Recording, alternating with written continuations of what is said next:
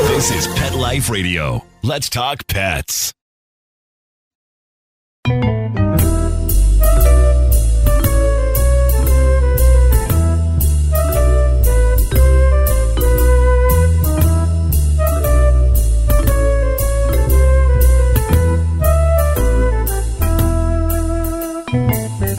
Hello, cat lovers. Welcome to Cattitude. This is your show host, Michelle Fern. You know, cats have been having their moment. Actually, I think they've been having their moment for a couple years now, and I don't think it's peaked. I think it's, just going, and who knows where it'll end up. But, with that said, there's a lot of things to think about that we need for, cats and cat professionals.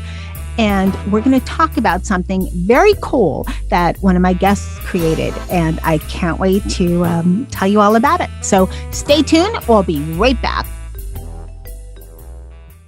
Does your pet's breath leave a bit or a lot to be desired? You can give your pet the gift of sweeter breath and you'll get sweeter kisses with ProBiora Pet. That breath is the result of harmful bacteria which lives in your pet's mouth.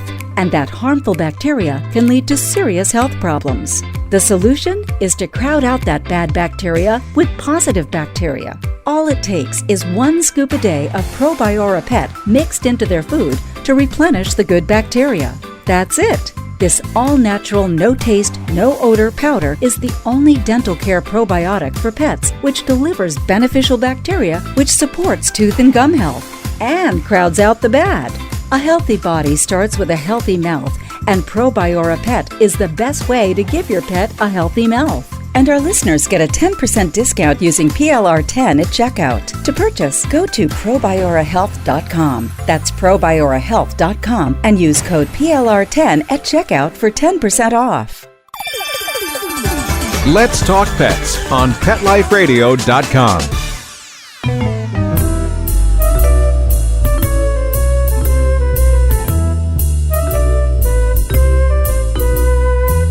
Welcome back, everyone. I'd like to introduce Dr. Rachel Geller. She's a cat behaviorist, author, and as well as an education specialist in many cat-specific organizations. And I'd also like to welcome Dan Reinhold. He is known as the cat copywriter. He is the, I believe, developer and creator of the Cat Business Professionals Network. Welcome, Rachel and Dan. We feel very welcome. Thank you. Very, very welcome. Thank you. Glad to have you here. So let's talk about, first of all, you both have pretty unique backgrounds when it comes to the cat industry.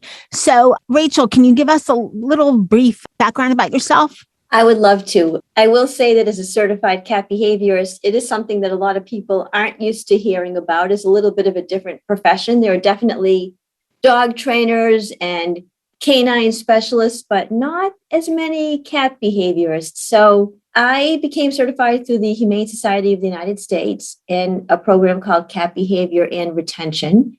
And what I do now is I do run a cat behavior and retention program where I help adopters who may be considering surrendering their cat due to a behavior problem. I help shelters who may have fractious, semi-feral, shy and withdrawn cats, socialize those cats. And I do a lot of training sessions for volunteers at shelters in fear-free shelter, in the fear-free shelter environment. So I love what I do, all cat all the time. And I couldn't be any happier doing, I just think cats are the most precious, perfect creatures in the world. So I'm thrilled with what I'm doing.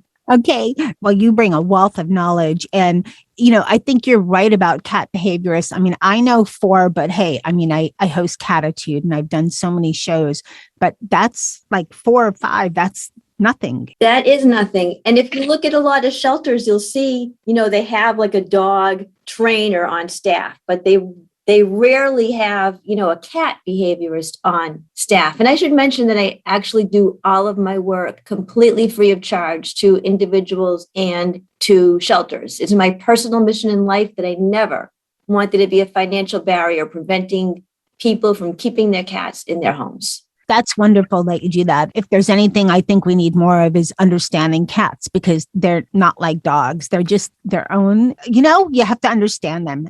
Yes. Really, really understand them. They give you, there's no clues. It's just, I've learned a lot because I started with dogs and then I became a cat person. So, Yay. Dan, can you give us a little background about yourself? Well, to start out, I've had over 30 years of being with cats. I came from a family that absolutely hated cats, so I assumed I must not like them either. And then one day I came home while I was in college and discovered a small, black, very loud and insistent kitten waiting for me in a big cardboard box. And I opened the box and looked at him. He looked at me, meowing to beat the band. And I'm thinking, a cat? What am I going to do with a cat? I don't even like cats. But of course, he had other plans. And fortunately for us both, we had about 3 months alone time together to bond. So Spooky was my first and my best 4-footed furry feline friend of my life. And he left me far too soon. And in the course of having cats as time went on, which oddly enough came to me, I didn't really seek out any cats. I might come home and my wife would have another one, or someone would come by and say, "Oh, you like cats? Here." That's how it always happens. And fortunately, it all worked out well. And So let's talk about this organization that you created, the Cat Business Professionals Network. What made you decide to start this? Well, I started out with copywriting a few years back and really put my nose to the grindstone to get the training out of the way and just be prepared for what I wanted to do. At the time I started, I didn't know what I wanted to do, but it dawned on me quickly enough that the only really obvious choice for me was going to be cats. All the time I had with them, all the part of my life. I've raised my sons to love cats too. And so with that progression and talking with and working with cat businesses and some nonprofits, it occurred to me that much more could be done. There were some deficiencies, some problems in the entire cat industry, which would be both businesses and nonprofits. It would be possible for them to all work together, improving communication, collaboration for the benefit of cats. Because by doing so, not only do cat businesses better serve cats currently in homes, but they can facilitate the placement of cats in nonprofit organizations in homes and keep that circle constantly turning. So let's talk about with the Cat Professionals Network. And there's so many aspects when you think about cats and cats' needs. Rachel's a cat behaviorist, and that's a very specialized area. There's veterinarians, and I know there's organizations separately. There's veterinary organizations, probably that's the most popular. And then there's, I think, cat behaviorists. I think that's not as maybe joined together, but it seems like there's these networks, but I don't want to use the word lame, but they're not as cohesive as they should be. Oh, no. Definitely. So I think with what you're trying to do with the Cat Professionals Network is just bring everybody together. And it's, again, all in the benefit for cats. So basically your network is for the cat professionals, whether there's professional sitters, behaviorists, veterinarians, vet techs, or what have you. Is that correct? Yep. Anyone and everyone who's involved in cat business. If your business is cats and you're in cat business, that's the bottom line, no matter what segment you may be in. The problem, as you mentioned briefly there, is just that. There's a lack of cohesion because there's several segmented groups that don't communicate and cooperate with each other. So we're looking for developing more of that. When I first created the Cat Business Professionals Networking Group on LinkedIn, those are things I had in mind. Basically, the 3 words: communication develops collaboration, which in turn leads to cohesion. And that way, everyone's working together for the common goal of helping cats. And from that, I am taking it a few steps further to create the Cat Business Alliance, which is literally the blending of cat business and cat nonprofits to ensure that all are working for the good of cats. I love that idea coming from the nonprofit world. And you're right, Dan. I mean, even as a cat behaviorist, I'm on different listservs or Facebook groups or Instagram groups, and there is no commonality or way for all of these disparate groups to communicate with each other. So I'm very excited about your idea. And even as a nonprofit, I mean, there are products that I use and I would love to be able to connect with other professionals. Sometimes I'll suggest a pheromone product, or sometimes I'll suggest a particular type of fishing pole type toy. So I think this is such an exciting idea. Rachel, you kind of jumped the gun is exactly what I was going to say, is because you're like, your business would be a part of this and, where you see the need and all of that. Do you think that when you said some groups are not, do you think there would be some, challenges from, say, veterinarians and people that are on the other scope where there may be TNR specialists or, do what you do, Rachel, with the cat behaviorists and all this education and so much that you do for all the nonprofits. Do you think that's where some of the challenges lay? I think there's room for everyone. I mean, I know I work with a lot of veterinarians hand in hand. Some cats do need a pharmacological approach, but medication alone is never going to resolve an issue. So I often work hand in hand with veterinarians. And I do see, to answer your question, I guess there's challenges with any new, organization or trying to do something different. But I feel like there's a space for everyone. If someone's doing TNR, and they're maybe bringing in semi-feral or feral cats, well, that's something that a cat behaviorist can get involved with. So I think there is room for a lot of interconnectivity in Dan's idea. And it just might be a matter of having some of us sort of think differently. And, we're not all used to collaborating in this way. So that might be the challenge. But I think once people sign on and see the benefits and see everything there is to offer, that people will quickly say, this is definitely something I want to be part of. Exactly. And as you were talking about this, what came to mind, that thing, a chain is only as strong as its links. Well, that's kind of the analogy that just came into my mind because yes, all of the parts are going to make the whole even better. And let's talk about how would this affect the cat pet parent, because there's a lot of people that listen that are, in the cat business, whether it's, rescue or behavior or just author. There's a lot of different people that listen to Cattitude, but most are probably cat pet parents. How do you think the cat pet parent will benefit from the Cat Professionals Network? Well, I'm really glad you asked that. They will benefit greatly from this type of effort, this mission, because it will involve everyone in discussing these things, bringing them up, having conversations with parents, especially new cat parents, about the proper care of their cats. Now, today, those who are doing most of the talking are the veterinarians. Unfortunately, the veterinarian's advice is often not well received because the light that goes on in the head of the cat parent at that point is, annual exams. You just want to get more money out of me. You want to find something that isn't a real problem because cats take care of themselves, obviously. So more people need to be involved in that conversation. I mean, the way we've been conditioned by the internet over the years, or you could say the way it's warped our brains, is that attention spans have literally shrunk. And we now, best consumed, can really only tolerate short bursts of information. And it has to be well-targeted and digestible.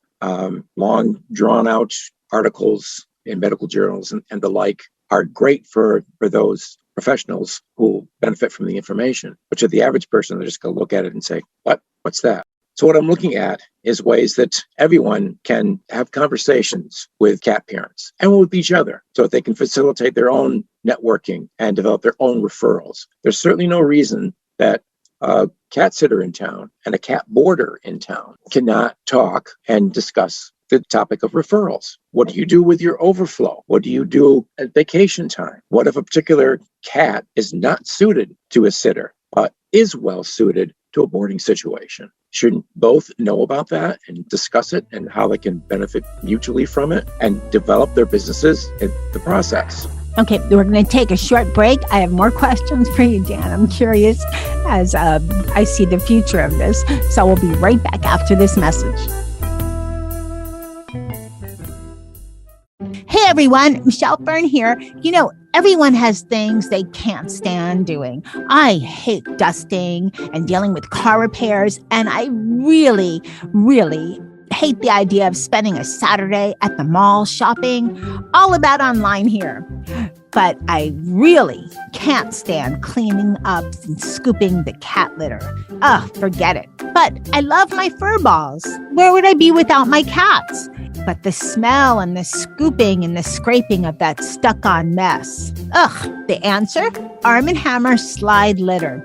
This litter slides right out, leaving nothing behind. You still may not love cleaning the litter box, but now you could just slide out the funk. Arm & Hammer Slide Litter. More power to you. Let's talk pets Let's talk pets on Pet Life Radio. Pet Life Radio. PetLifeRadio.com.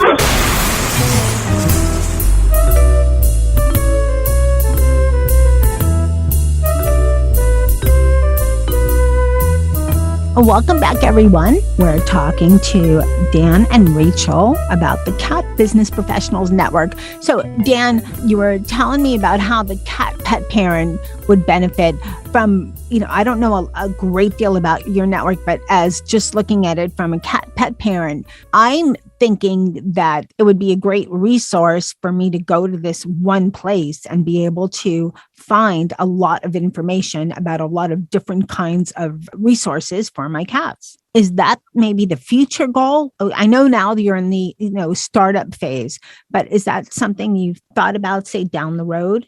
I wouldn't describe it as becoming the definitive resource for cat parents, quite honestly, because there are several excellent resources currently in place that offer a wealth of information for pet parents. I'd like to integrate that more than it has been. For instance, you've both heard of the Catalyst Council and the American Association of Feline Practitioners. Most people haven't. And if they had heard of them, they wouldn't know what they were all about, what they do. What might be available to them there, or perhaps even how to define them. We want people to be able to locate several resources within this overall umbrella, both in terms of business, fundraising, and the educational needs of cat parents. Rachel, how do you see this benefiting the cat industry? Well, the vast majority of cats who are surrendered to shelters are surrendered due to behavior problems. Most cats who have litter box issues are surrendered because cat pee is really smelly. And if you've already had 3 couches that are ruined, you're probably going to return that cat. Same for inappropriate scratching and problems in multi-cat households. So most of these reasons for returns are behavioral. So if there is a way that from the shelter to the cat behaviorist, to the veterinarian, to the pet parent, to products that work, this is a very valuable resource from somebody from my perspective. If a cat isn't using the litter box, it could be medical, because if the cat has pain, that cat will then associate the pain with the box. So here we can integrate my work with veterinary work. Perhaps it's a product. Cats are very tactile creatures. So maybe it's a litter aversion and not a litter box aversion. So this will bring together so many resources and so many aspects of cat life. Cat behavior never occurs in a vacuum. So having access to all of these resources in one place with real professionals in the industry who can really provide good information, not cat myths, things that you hear, as Dan said, on the internet, people who are going to provide factual, well-researched information to help people connect over their cats. Okay, so let me see if I got this right. So it's focused on cat professionals together making better decisions or learning more about their industry and how their industry interconnects with others industries within the overall cat community. And then how does it reach the pet parent? How does the pet parent get this information or learn about it? Or how does it benefit them? Or does it? Maybe it's just for cat professionals. Well, as we have both the business and the fundraising side working together and learning more about each other, quite honestly, in a way that brings the cat parent in to the cat business, because they may be sponsoring local fundraisers. They may be offering their own. They may be active in the community more, as the fundraisers would be. One key aspect of this model is that many expenses that cat businesses normally have in the course of doing business can provide a small yet significant amount of additional donations, revenues to nonprofits, different services or software they might use in the course of business, like for their online presence, their hosting, their autoresponders for their newsletters, that sort of thing, can keep a cash flow going. If they need any other type of business services in the terms of marketing, those can also help provide donations for CAT nonprofits by allocating a part of the fee to donation. Okay, that explains a lot. So it's really just a lot for the CAT professional just to be so much more cohesive than it is now, because it's very disjointed for the most part. Where do you see the future? You have maybe, 10, 40, 50,000, 100,000 members and so forth.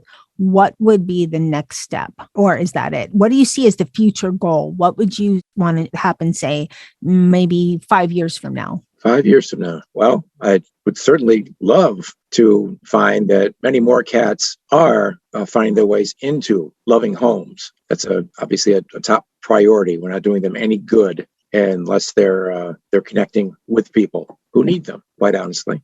Of course. The mutual needs they have, and to develop that cat and human bond. Rachel, what do you see as your role in this, since you're part of, a group with the CAT, behaviorist kind of group, which is part of, the whole CAT professionals network? What would you like to see, in 5 years from now? What I'd like to see, and, Dan's probably going to say, oh my goodness, I didn't plan on that.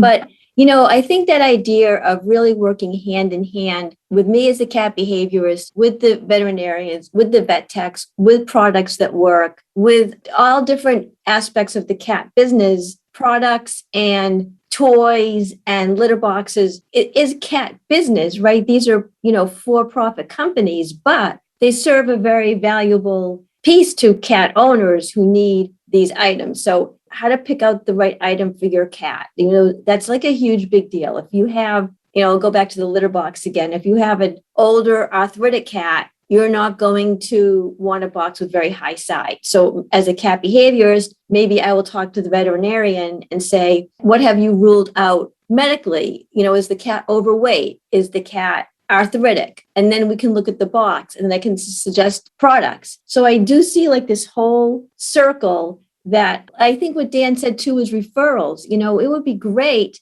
if I could refer somebody to a particular synthetic pheromone product that I really like, or I can refer someone to a particular type of fishing pole type toy that I find really works with shy and withdrawn cats. I mean, to the uninitiated, it all seems the same, but to a cat, that litter box just isn't any old box with a bunch of litter in it. There's a lot that goes into it. So I really feel there's a lot of synergy with the different products, the cat behavior, the vet world, of course, pet parents, shelters. When I go into shelters and do things like fear-free presentations, here again is another organization that instead of being fear-free is separate over here and Humane Society is separate over here, there's a way we can integrate all of these different orgs in one place. From listening to both of you, I think that the knowledge gained is going to be one of the best assets of, the Cat Professionals Network, because there's so much more knowledge that can be interacted between, different people, as you just said, Rachel, with learning about different products and so forth, that I think that would be huge. Okay, I have a fun question for you guys. Do you both have cats now? Yes. Oh, yes. I have 2 cats. Okay, tell us about your cats. Okay, well, so since I am a cat behaviorist, I always take the cats that nobody else wants. So my first cat was abused and beaten and hit. So she didn't like people very much, and she was really languishing in the shelter. So I took her home and worked on socializing her. And lo and behold, like a lot of cats, she wanted to love. She wanted to be loved. She just needed to be shown how. So she is now, a real lap cat, sleeps on the bed. So it's a very happy ending. My other cat was thrown in the dumpster.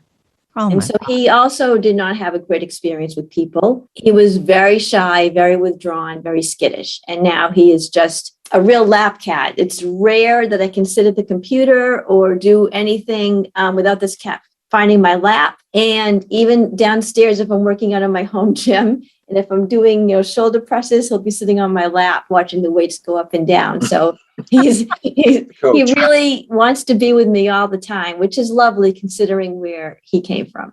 Exactly. I'm always amazed by what someone with your knowledge and your skill as a cat behaviorist can do, because it's amazing, simply amazing. So thank you for all you do. Dan, tell us about your cats. Well, I have two older sister cats. They're pushing 11 right about now. And unfortunately for them, my wife was told of the availability of a feral kitten by a coworker that he had trapped from the local colony. That little kitten was kept in a spare bedroom most of the time. And it only had some brief human interactions for feedings and litter box changes. And there was nothing wrong with the people that were raising him. They didn't do that to be mean or neglectful, because they also fostered 5 dogs. And this poor little kitten was in this room by himself with 5 big dogs. No chihuahuas here. This was big dogs outside the door, sniffing and barking, maybe scratching now and then. And he didn't probably appreciate that very much. And by the time he came to me, he was more along the lines of 5 or 6 months old, which I knew to be a problem, because his socialization hadn't begun yet by that point. And he was a handful for a while. He's now approaching his 3rd year. And what he's been doing recently, as I sit on the couch with my morning cup of coffee, creeping onto the couch and start to climb on my leg. Sometimes he's even climbed as far as my ribs. And he says, "Oh, yeah, no, not today." And he turns around and he lies down at the end of the couch. But he's doing it. And that's the way he managed to come as far as he has in so many other ways. So that's been very good to see. That's wonderful.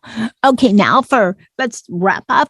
Where can all of the cat business people that are listening in, or, cat pet parents that use cat behaviorist or cat sitters, where can they find your cat professionals network so they can tell these people to join or join themselves?